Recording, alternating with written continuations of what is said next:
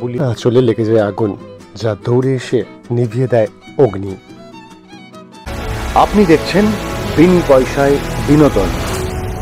অগ্নি সকালবেলা কথার ছবির সামনে দাঁড়িয়ে সে নিজে নিজেই কথার সাথে কথা বলে।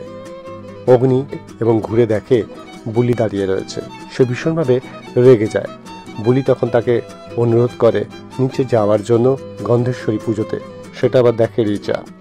তারপরে বুলি এসে নিচে গন্ধেশ্বরী মায়ের নানা রকম পুজো আর্চা শুরু করে এবং সেখানে সে আজকে গোলাপের পাপড়ি দিয়ে ভোগ বানাবে, যা দেখে সকলের মনে পড়ে যায় কথার কথা, যে কথাও তো এরকমভাবে নানান রকম ভোগ বানাতো।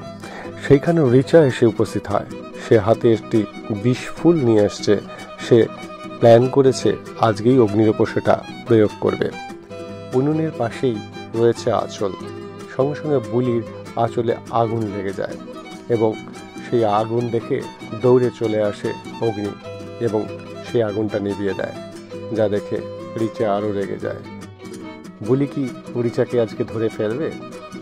সমস্ত খবরে আপডেট পেতে দেখতে থাকুন বিনি পয়সায় বিনোদন।